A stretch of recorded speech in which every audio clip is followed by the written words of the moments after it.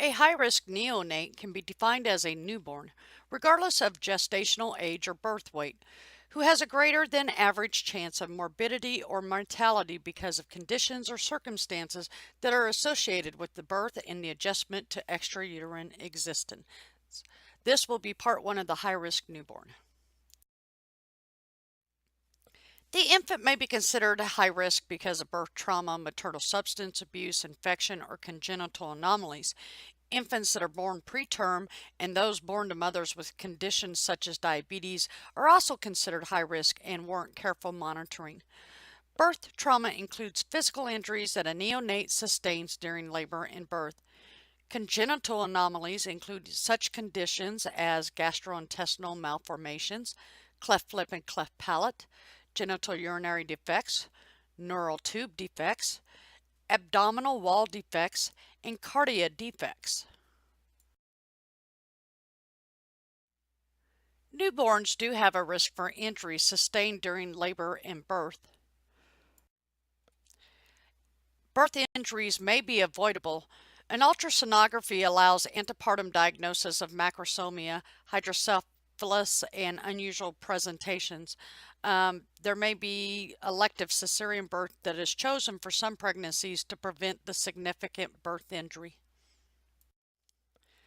A small percentage of significant birth injuries are unavoidable despite the skilled and competent obstetric care. This could be due to a difficult or prolonged labor or abnormal presentation such as a breech birth. Some injuries cannot be anticipated until the circumstances are actually encountered during the childbirthing process. So discuss some of the nursing care management such as skeletal injury problem, and there can also be humerus and femur fractures. Fractures generally heal very rapidly. Immobilization is utilized by slings, splints, swaddling, and other devices. We have peripheral nervous system injuries such as Erb's palsy. We have facial nerve paralysis, phrenic nerve paralysis. We have neurologic injuries such as ischemic injury or periventricular or intraventricular hemorrhage. Table 25-2, page 667 of the textbook will provide information of neurologic complications.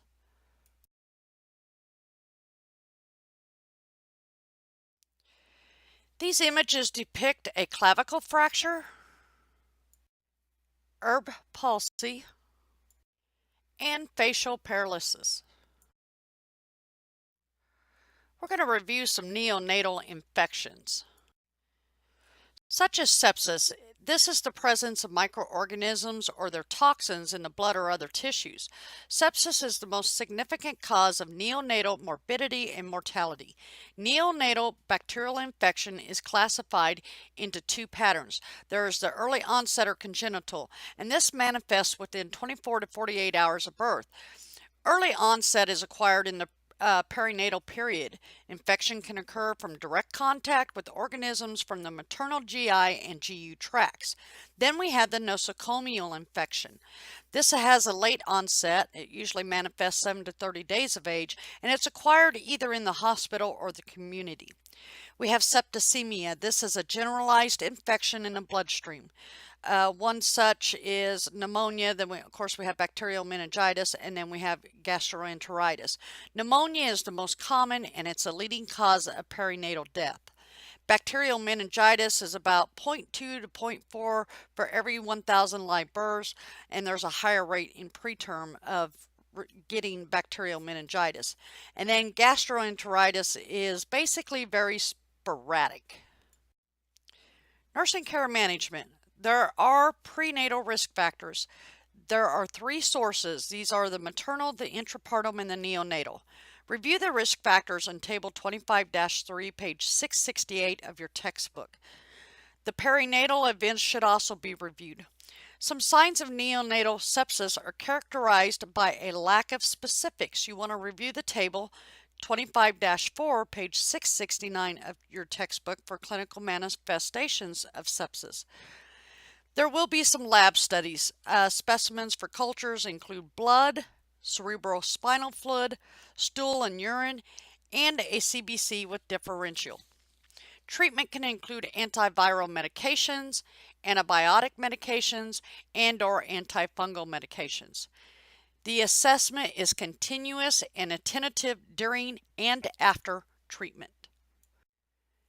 The key prevention method for neonatal infections include hand washing, which is demonstrated to be the most effective prevention measure in any health-acquired infection. Some maternal infections, especially during early gestation, can result in fetal loss or malformations because the fetus' ability to handle infectious organisms is limited and the fetal immunologic system is unable to prevent the dissemination of infectious organisms to the various tissues. Not all prenatal infections produce teratogenic effects. Some infectious agents are not always well defined.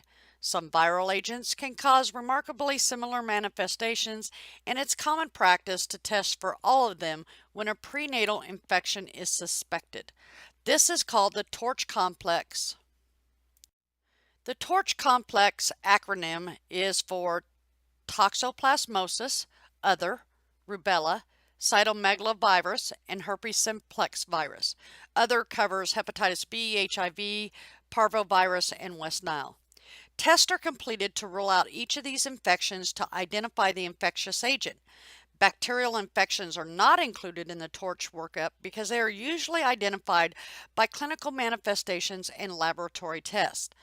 The major maternal infections, their possible effects, and the specific nursing considerations are in Table 25-5 on page 671 of your textbook. Review this. This facial image is a neonatal cytomegalovirus infection. It's a typical rash that is seen in a severely affected infant. This hand and foot image is a neonatal syphilis lesions on the hands and feet. This lip image depicts herpes simplex virus oral lesions. Okay, we're going to talk about some maternal habits that are hazardous to the fetus and neonate. These include drug addiction such as narcotics, illicit substances, heroin, methadone, and other drugs, smoking, and alcohol abuse. Occasional withdrawal reactions have been reported in neonates and mothers who use to excess such drugs and barbiturates, alcohol, amphetamines, or antidepressants. Serious reactions are seen in neonates whose mothers abuse psychoactive drugs or are treated with methadone. So the neonate may experience alcohol exposure, which leads to fetal alcohol spectrum disorder. They may have cocaine exposure, methamphetamine exposure, and/or marijuana exposure. Narcotics and illicit substances may be transmitted to the newborn through the placental membrane and breast milk. The general nursing care of the newborn exposed to drugs is directed towards identification of the substance use in the mother and the vigilance for signs of withdrawal in the neonate. Nurses may use the NAS tool to identify the severity of the withdrawal for the implementation of a specific drug treatment.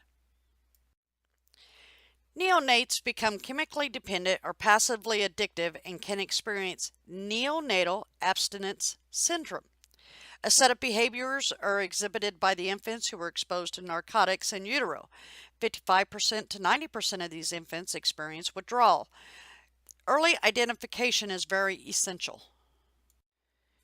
Presenting symptoms are usually pronounced 48 to 72 hours of age and may last from 6 to 8 weeks.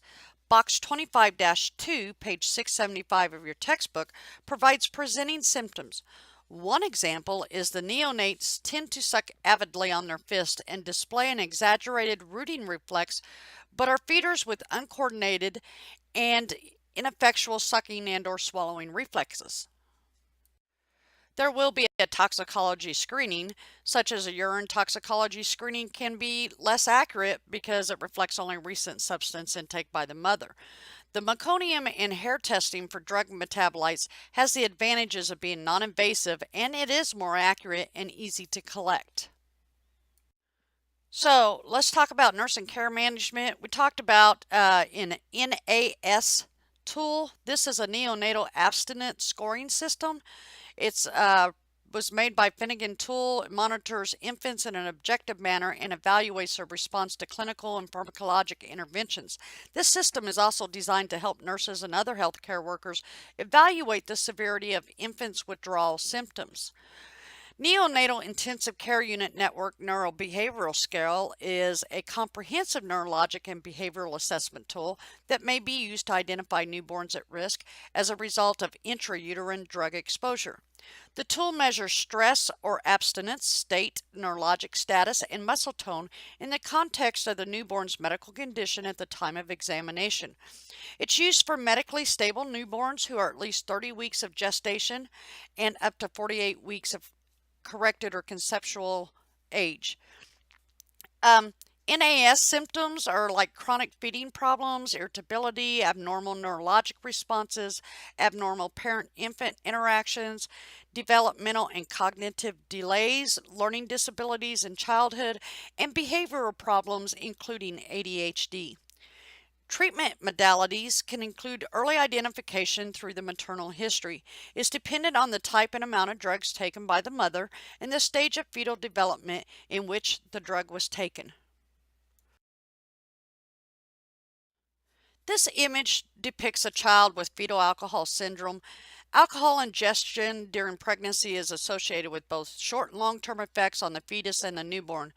Fetal alcohol syndrome leads to craniofacial features include microcephaly, small eyes or short, palpebral fissures, a thin upper lip, a flat midface, and indistinct philtrum. They may also include some degree of IQ deficits, ADHD, diminished fine motor skills, and poor speech. It's known they have been known to lack inhibition, they have no stranger anxiety, and lack appropriate judgment skills. This graph depicts the Finnegan Tool Neonatal Abstinence Scoring System, and as you can see here, it covers the central nervous system disturbances, the metabolic, vasomotor, respiratory disturbances, the gastrointestinal disturbances, and then based upon the score, you come up with a total score. This concludes the High Risk Newborn Part 1 lesson.